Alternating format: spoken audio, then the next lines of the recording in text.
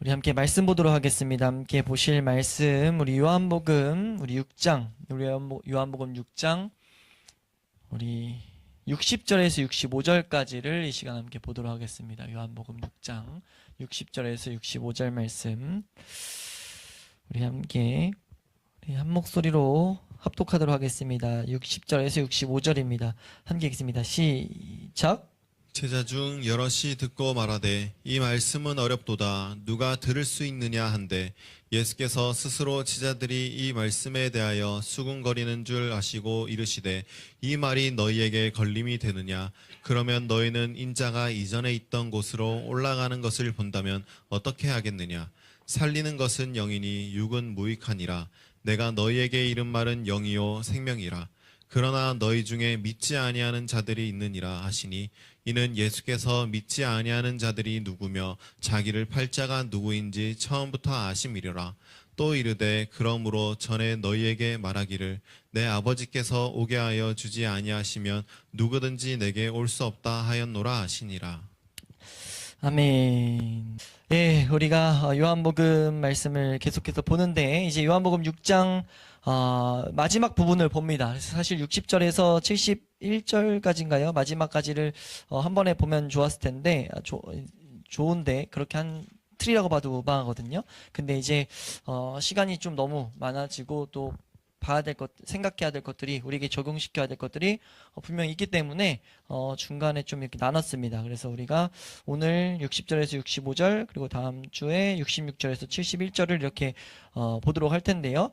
이 전체는 어떻게 보면 큰 하나의 이제 마침이라고 볼 수 있어요. 어떤 거의 마침이냐면 갈릴리 사역의 마침입니다. 예수님께서 갈릴리 지역에 오셔서 하신 사역의 마지막 이제 메시지라고 볼 수 있거든요. 이것을 마치시면서 예수님께서 이런 장면을 이런 사건들이 있었다는 것을 예수님과 제자들 사이에 이런 장면이 있었다는 것을 요한이 이 장면에 기록한 것은 그 이유도 무엇에 있냐면 우리가 올바른 믿음을 갖고 그 믿음을 가지고 생명을 풍성히 얻게 하기 위함이라는 것을 우리는 기억해야 돼요. 그러니까 이 성경을 우리에게 주실 때 분명히 각 성경에 주는 의도가 있다는 거죠. 그리고 특별히 요한복음은 우리가 믿음을 올바로 사용해서 그 하나님이 주시는 생명을 풍성히 얻게 하기 위함입니다. 그걸 위해서 이 요한이라는 사람을 감동케 해서 하셔서 이 구조까지도 분명히 그런 의도가 그런 배열이 있다는 것을 우리는 믿어도 무방해요. 우리의 신앙에 오히려 유익이 됩니다. 그렇게 이 성경이 한 단어, 한 이 문장의 순서, 표현의 순서 자체에도 하나님의 관여가 있다라고 보는 것은 절대 우리 신앙에 방해가 되지 않고 오히려 유익이 된다는 것을 우리는 항상 기억해야 됩니다. 그래서 그것을 가진 우리의 믿음을 사용하는 우리의 모습으로 이 말씀이 지금 여기에 기록된 것도 하나님께서 우리에게 우리의 믿음을 올바로 사용하도록 그리고 그 믿음을 올바로 사용해서 생명을 더욱더 풍성히 얻도록 하기 위함이라는 거죠. 그래서 우리가 이 말씀을 봤을 때 간단히 좀 요약해 보면은 갈릴리에서 정말 여러 가지 일이 있었죠. 예수님께서 첫 이적을 행하신 곳도 갈릴리였어요. 물이 포도주로 변하게 하시고 왕의 신하를 고친 곳도 갈릴리였고 오셔가지고 오병이어 사건 일으킨 것도 이 갈릴리 지역이었어요. 이곳에 오셔가지고 수많은 일들을 한 것이 지금 이 성경에 기록되어 있는데 이것은 한결같이 예수 그리스도의 신성을 분명하게 드러내는 사건이죠. 예수님의 하나님 되심을 드러내는 사건들입니다. 예수님의 하나님 되심을 드러내는 사건들을 이 갈릴리 지역에 있는 사람들은 분명히 경험했어요. 경험해서 하나님의 어떤 보내신 선지자 분명히 다 깨닫지 못하더라도 어떤 분명히 선생된 자 가르침을 받을 수 있는 자라는 것을 분명히 그들은 알았습니다. 근데 그것을 알았음에도 불구하고 그들은 예수님 앞에 계속해서 묻나요 안 묻나요? 안 묻는 것을 우리 저번 시간에 본문을 통해 봤잖아요. 그게 지금 이번 시간 본문에도 동일하게 나타나고 있습니다. 그래서 지금 여기서 보이는 것은 당연하게 물어야 되는데 궁금한 게 있다면 물어야 되는데 예수님이 하신 말씀이 부딪힌다면 물어야 되는데 묻지 않는다는 거죠. 그럼 왜 안 묻느냐라고 했을 때는 그건 인간의 완악함입니다. 그건 인간의 교만이에요. 그리고 인간의 죄성의 특징입니다. 죄는 언제나 하나님 앞에 나아가기를 싫어해요. 그러니까 하나님을 알아가는 걸 거부하죠. 그게 우리도 모르게 여러 가지 핑계로 여러 가지 이유로 둔갑할 뿐이에요. 이들도 지금 그들에게 이 예수님을 쫓았던 수많은 사람들에게 예수님께서 이 갈릴리 지역에서 마지막 말씀하신 게 뭐였어요? 날 먹어야 된다. 인자의 살을 먹고 피를 먹지 않으면 생명과 관계없다. 이런 말을 주니까 이제 이해가 너무 안 된 거죠. 분명히 이게 상징일 텐데, 상징이든 아니든 물었으면 되는데, 왜냐면 이 말을 한 선생이 바로 앞에 있으니까. 근데 그렇지 않고 자기들끼리 막 다투고 논쟁하고, 지금 그걸 넘어서서 여기서 오늘 본문에서는 또 자기들끼리 수군대고 있는 것들이 지금 오늘 본문에 이제 등장하는 모습입니다. 그래서 지금 이것을 우리에게 계속 보이는 것은 인간의 본성은 동일하기 때문이라는 것을 우리는 기억해야 돼요. 이건 뭐 유대인들 욕해라 이게 아니에요. 이 갈릴리 지역에 있는 사람들 진짜 와 어처구니 없다 이렇게 생각하는 거 아니라는 거죠. 네. 그와 같은 악함이 모든 사람, 이 기독교 역사에 복음이 전파될 때마다 나타나는 현상입니다. 우리에게도요. 그러니까 이거는 하나님의 복음이 전파될 때, 하나님 말씀이 전파될 때 사람 안에 일어나는 반응이어서 우린 그때마다 무엇을 해야 되는가라고 했을 때 논쟁이 아니라 우리는 그것이 인간의 악함 때문인 걸 분명히 이해하고, 우리는 예수님이 하셨던 모습대로 예수님에 대해서 우리는 말하는 것밖에 없어요. 전도하는 측면에서. 그리고 개인적인 측면에서는 우리가 알아야 될 것은 그리스도께 물어야 된다는 거죠. 이걸 통해서 내가 더욱더 예수 그리스도를 알게 원한다는 이런 고백들이 나와야 된다는 거예요. 기도하는 모습이 나타나야 된다는 거죠. 물론 기도 이전에 그 모습을 통해서 내 완악을 봐야 되는 게 본질적인 모습이고요. 우리가 내가 그리스도 앞에 묻지 않으려는 이런 모습이 있을 때마다 이게 내 안에 죄의 특징이구나 라는 것들을 우리는 분명히 깨달을 수 있기를 주 이름으로 축원합니다. 그래서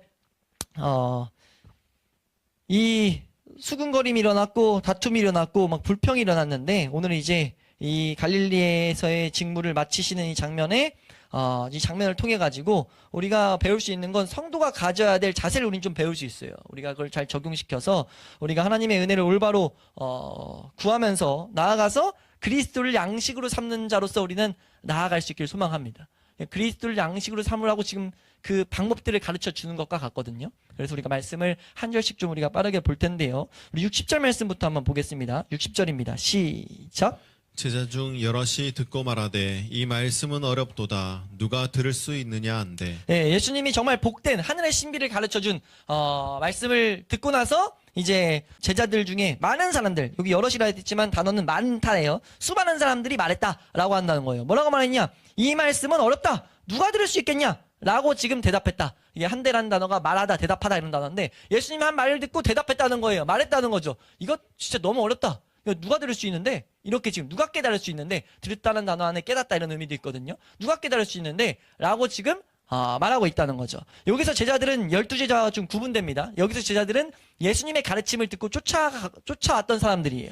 예수님의 가르침을 배우고자 했던 사람들. 네, 그 사람들이 지금 나왔는데 여러 모습으로 나왔죠. 예수님의 인격에 감동돼서 나왔다든지, 이적을 놀라운 기적 보고 쫓아왔다든지. 그러니까 우리 이 시대도 동일해요. 하나님 앞에 나온 사람의 모양은 여러 가지일 수 있어요. 그러니까 나의 삶 가운데 기도 응답을 해주셔서, 나의 삶 가운데 하나님 정말 필요로 해서 하나님을 향해 나올 수 있는데, 나오더라도 우리가 배워야 될 건 뭐냐면 하나님의 뜻과 우리가 예수 그리스도에 대한 본질이라는 것을 우리는 항상 기억해야 됩니다. 근데 그거에 대한 반응은 한결같이 기본적으로 바란다는 것을 알아야 돼요. 반대한다. 그것을 원치 않는다. 라는 그 마음이 있다는 것을 알아야 된다는 거예요. 이해되시나요? 이 말씀 어렵다. 누가 들을 수 있냐? 라고 하는 건 단순하게 지금 감정이 상했다는 것을 지금 표출하는 거다. 라고 보통 이제 해석해요. 왜냐면 지금 이거 도대체 어렵다라고 했을 때, 이 어렵다는 단어가 단단하다, 거칠다 이런 단어거든요. 단단하다. 이거 너무 단단한 거 아니야? 너무 힘든 거 아니야? 이거 누가 깨닫는데? 이런 식으로 지금 말하고 있다는 거죠. 네. 그럼 뭐 했다는 거예요? 선생님이 바로 앞에 있어요. 그리고 지금 이 말을 선생님한테 말한 게 아니고 61절 보면 스스로 알았다고 하는 표현이 나오는 게 왜 그러냐면, 예수님은 중심을 아는 자라는 것들을 분명히 예수님의 신적인 능력을 드러내는 거기도 하지만, 지금 이걸 예수님께 말하지 않았다는 것도 말하고 있죠. 그들끼리 떠들고 있는 거예요. 그들끼리 불평하고 있는 거죠. 이거 진짜 뭔 말인데? 이거 진짜 너무 어려운 거 아니야? 라고 말하는데, 이 어려운 거 아니냐? 너무 단단한 거 아니냐? 라고 말하는 이유는 그들의 완악 때문입니다. 교만이고 그들의 죄 때문이에요. 왜 그러냐면 자기가 원하는 예수님은 이게 아닌 거죠. 자기가 원하는 예수님은 이게 아닌데 예수님의 말씀을 드리려는 겸손한 태도가 없다 보니까 지금 뭐라고 하냐면 이게 어렵다라고 하면서 지금 거부하고 있는 것을 우린 분명히 알아야 돼요. 그러니까 관점이 어긋난 거지, 받아들이지 않는 거지, 이게 진짜 어려워서가 아니라는 거죠. 한결같이 우리 믿음의 선배들이 이 본문을 주의할 때 이거 말씀이 어려워서 그런 게 아니다. 예수님 하신 말이 어려운 게 아니라 그들이 받지 않으려고 해서 어렵게 느껴지는 거다. 이게 우리에게도 적용되는 태도입니다. 말씀이 어려운 거는요, 우리가 이 말씀을 그대로 받으려는 태도가 없기 때문이에요. 왜 그러냐면요. 그래서 설명하는 게 말씀은 쉽다. 너무 쉽다. 말씀의 원리 너무 간단하다. 라고 말해요. 근데 왜 그러죠? 라고 했을 때 말씀 자체가 그냥 말 그대로 그냥 단순하고 쉽다가 아니라요. 말씀은 이 뒤에도 우리 보게 되겠지만 어려우면 성령의 은혜를 구하면 돼요. 성령의 은혜를 구하라는 단순한 원리가 우리 가운데 있습니다. 성령 앞에 기독해 하려는 하나님의 은혜가 우리 가운데 주어져 있고요. 누구든지 하나님을 알고자 하는 그 지혜가 부족해, 하나님께 나가는 길이 부족해, 하나님이 주시고자 하는 어떤 하나님에 대한 지식이 부족하면 뭐라고 말했습니까? 야고보서 1장 5절 말씀에 구해라. 후히 주시고 꾸짖지 아니하는 하나님께서 분명히 주실 거야. 라고 말하거든요. 선언하고 계세요. 한번 구해봐, 내가 줄게. 주나 안 주나 한번 해봐. 지금 이런 말이거든요. 근데 우선 안 구한다는 거죠. 왜 안 구해요? 내가 원하는 하나님이 있기 때문에. 이런 말씀 알기 싫다는 거죠. 결국은 본질은 이런 하나님 알기 싫다는 거예요. 그게 본질이라는 것을 우리 알아야 됩니다. 언제나 말씀이 어려울 때 우리는 이런 이 죄성이 발동되고 있다는 것을 우리는 바로 이런 장면을 잘 새겨둠으로써 발견할 수 있기를 소망합니다. 그래서 우리 여기서 지금 하나님의 복된 복음, 하나님의 복된 올바른 말씀들을 보게 될 때 하나님 여긴 그리스도의 말씀이긴 하지만 그 효과를 보게 되는데 어떤 자는 분개하고 막 화내고 어떤 자는 불순한 것을 버리죠. 이 뒤에 이제 보면 다음 본문이 제자들에게 나오는 12제자에게 나오는 모습이긴 한데 그래서 어떤 자들은 예수님을 떠나게 되고 어떤 자는 예수님께 더욱더 가까이 되고 이게 말씀이 주는 효과예요. 말씀이 계속해서 우리로 하여금 우리 상태 계속 드러나게 함으로써 하나님께 나아가게 하든지 아니면 하나님을 떠나게 하든지 이 두 가지 일을 계속해서 일으킨다는 거죠. 그래서 지금 이 장면을 통해 가지고 결국은 그들이 이런 말을 하는 것을 탁월한 표현 중에 뭐라고 하냐면 그들이 지금 이런 말을 하는 거는 자기들이 그 말을 거부할 핑계를 가져올 뿐이다. 그러니까 지금 거부하고 싶은데 거부할 핑계로서 이 말 어렵다, 단단하다 라고 지금 말하고 있다는 거죠. 그러니까 어렵다는 것은 지금 핑계예요. 그래서 우리가 이 말씀을 우리에게 적용시킬 때 우리가 두 가지를 생각해 볼 수 있는데요. 한 가지는요. 우리가 신앙 고백하는 이 많은 수많은 그리스도인들이 이 신적 원리, 신적인 진리 이런 것들을 선포하고 우리 것들을 배울 때 그것을 비난하고 이 가르침을 어렵다고 할 때 지금 그것은 이 구절에서 적용되는 원리와 동일한 거다. 그리고 믿음의 길, 은혜의 길, 참 큰 이걸 믿음의 선배들이 가르치는 걸 보고 한켠에 위로가 됐는데 우리가 이 길을 걸어갈 때 믿음의 길, 은혜의 길 이런 것들 추구하고 율법 이것들 강조할 때 왜냐하면 기독교 역사에 한결같이 이렇게 말하거든요. 니들 뭐야 이렇게 비난하거든요. 근데 이게 왜 그렇게 어려운 길이냐 막 이렇게 거부하는 특성으로 비슷한 말들을 하는데 이거는 한결같이 동일한 원리가 작용되고 있는 것뿐이다 라는 것을 우리는 분명히 알아야 되고 두 번째로 그렇게 될 때는 자기들끼리 불평했다는 것을 우린 분명히 알아야 돼요. 뭐 나가서 묻고 하는 게 아니라 그럼 뭔데라고 찾아가서 물어보면 되는데 그게 아니라 그냥 자기들끼리 말하면서 이해관계가 맞는 사람들끼리 저건 이런 식으로 불평하게 되는 것들을 우린 좀 생각해 둘 필요가 있다라는 것들을 이 본문에서 우린 좀 생각해 볼 수가 있습니다. 이것이 왜냐하면 인간의 본성이 계속해서 동일하기 때문이에요. 이걸 그냥 한마디로 요약해 놓은 아다핑크 목사님은 이런 말을 해요. 우리가 말씀을 보는 것에 있어서 우리가 싫어하는 말씀을 보거나 들을 때 그들은 그리스도에게 도움을 구하러 오려 하지 않습니다. 그러한 마음은 비참한 비겁자들과 같이 뒤에 숨어서 들은 말씀을 비난함으로써 분쟁의 씨앗을 심으려 한다라는 것인데 이건 완전 잘못된 모습이다라는 것들을 이건 어떻게 보면 마귀의 역사다라는 것들을 죄의 특성이다라는 것들을 우리 분명히 좀 알아야 되죠. 61절 말씀 보겠습니다. 61절입니다. 시작. 예수께서 스스로 제자들이 이 말씀에 대하여 수군거리는 줄 아시고 이르시되 이 말이 너희에게 걸림이 되느냐. 네, 지금 예수님께서 말씀하세요. 여기서 지금 요한이 지금 여기서 강조하는 표현 하나가 나오는데 예수님이 스스로 하셨어요. 스스로 제자들이 이 말씀에 대해서 수군거리는 줄 알았습니다. 지금 그들이 수군거렸다는 건 말이 들렸다는 게 아니고 그들의 생각까지 지금 보고 있는 거거든요. 그러니까 그리스도는 우리 다른 말씀에서 말하는 것처럼 그 불꽃 같은 눈동자로 하나님은 사람의 마음까지 관찰하시는 분이죠. 그러니까 우리의 생각조차 그리스도는 말로 들으시는 분이에요. 그러니까 우리가 알아야 될 것은 예수 그리스도는 말씀이신 그리스도는 우리의 생각까지 판단한다. 우리 히브리서 4장 12절 말하는 것처럼 말씀 우리의 생각 모든 것들을 다 뜯어가지고 그 근본적인 상태를 뭘 추구하는지를 그리스도는 알고 계세요. 하나님은 알고 계십니다. 우리가 이런 말씀 앞에서 우리 하나님을 찾는 자들이 반드시 한번 기억해야 될 것은 우린 끊임없이 우리를 살펴야 된다는 거죠. 우리 살펴야 돼요. 우리의 동기가 무엇인지, 내가 정말 하나님 앞에서 무엇을 추구하고 있는지, 무엇을 구하고 있는지 우린 살펴야 됩니다. 왜 살펴야 돼요? 마귀는 끊임없이 덮어놓고 가게 하려고 하기 때문에, 교묘하게 우리를 위선자로서 살아가게 하려고 하기 때문에, 우리는 어찌됐든지 그리스도를 아는 지식을 추구하는 자들이고 그리스도를 통해서 하나님 앞에 나아가기를 추구하는 자들이 돼야 돼요. 그 동기를 놓쳐서 안 된다는 거죠.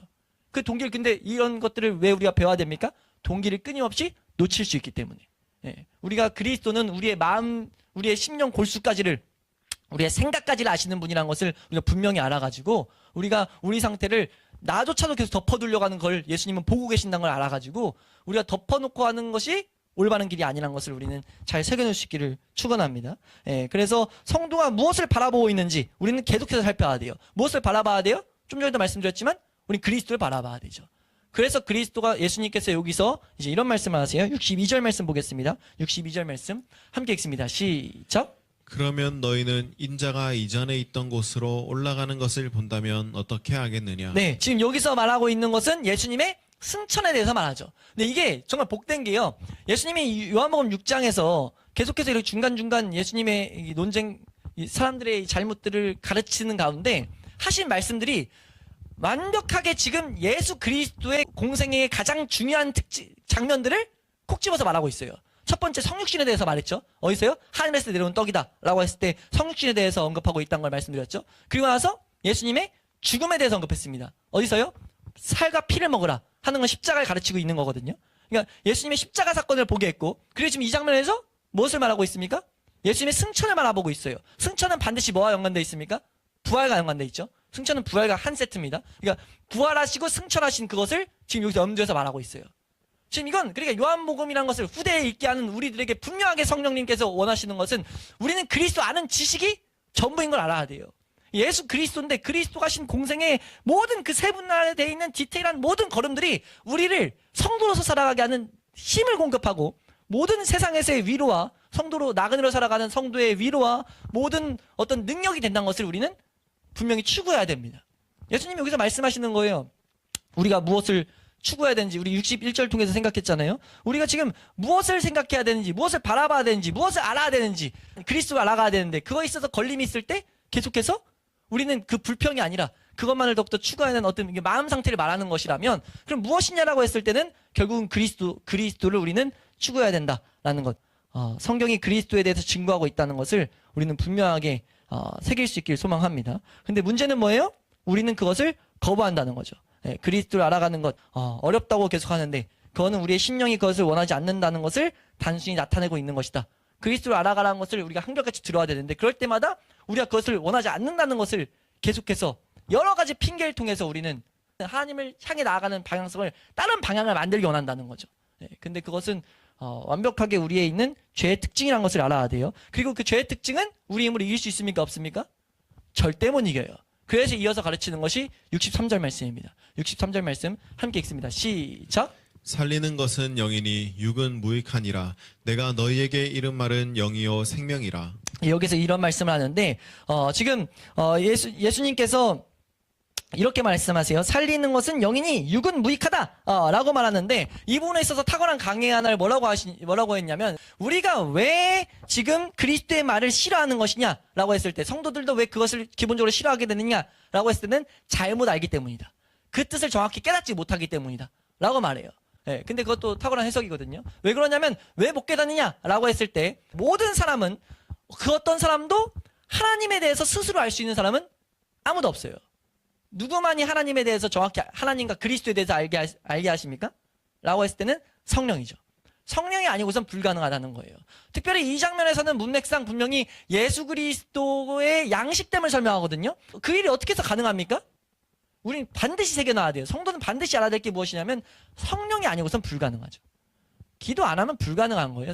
여기서 말하는 살리는 것은 영이니 육은 무익하다라고 했을 때 칼빈이 이런 해석을 정확히 좀 해놨는데 이 육은 무익하다라고 한 부분이 단순히 육 아무것도 쓸모없어 이런 말이 아니라 우리 육 자체로는 하나님 앞에 나아가거나 깨달을 수 있는 존재는 아무도 없다는 거죠. 단순히 이걸 깨닫게 하시는 분은 성령이라는 거예요. 여기서 살리는 것은 영이 했을 때는 성령을 분명 가르치거든요. 그래서 우리로 하여금 살리는 것, 그 양식을 먹게 하는 것, 이거는 성령밖에 없다. 우린 성령의 도심을 반드시 구해야 된다 라고 말한다는 거죠. 왜 도심을 구해야 됩니까? 우린 그리스도를 알고 그리스도의 가르침들을 배워야 되는데 예수님 말하는 거예요. 내가 너희에게 이른 말은 영이고 생명이다. 이거 뭐냐면 신적인 거기 때문에 너희 못 안다. 너희 힘으로는 알 수 없다. 이걸 지금 선언하는 거거든요.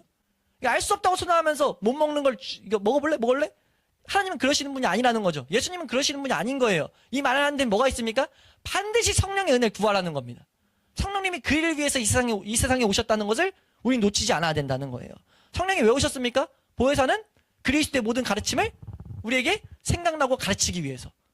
요한복음 14장 26절에 말하잖아요.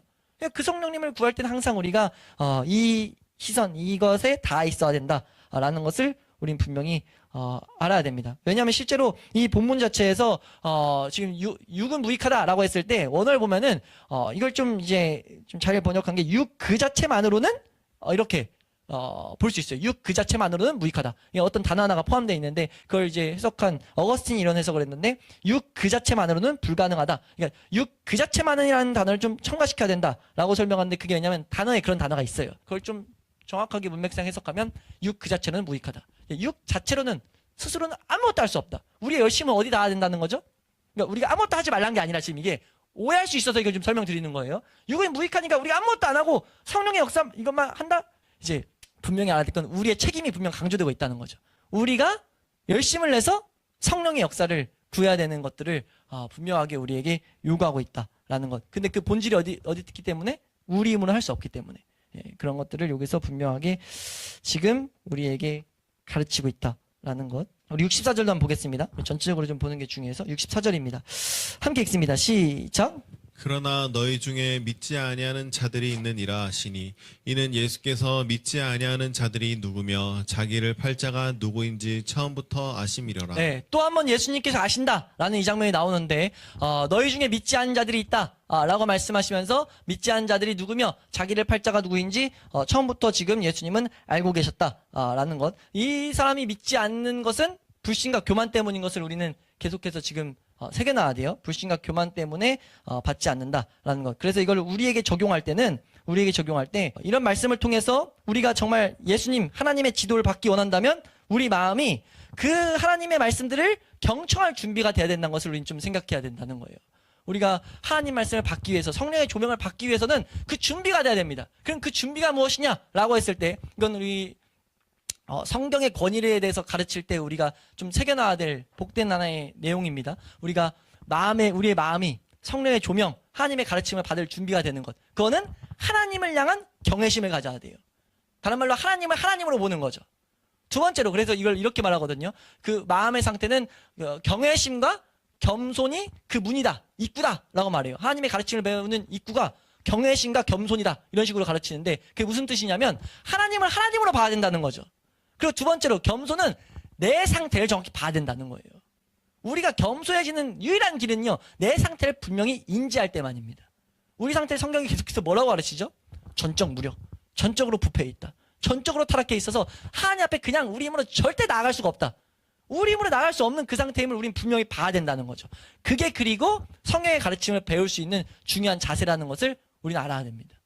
그래서 지금 이런 장면 가운데 64절에 지금 그러나 너희 중에 믿지 않은 자들이 있다라는 이런 모습을 통해서 절대 우리는 교만하면 안 되는데 이 교만한 마음 상태를 납두면 안 되는데 이런 것들을 생각하면서 우리에게 잘 적용해야 될 줄로 믿습니다.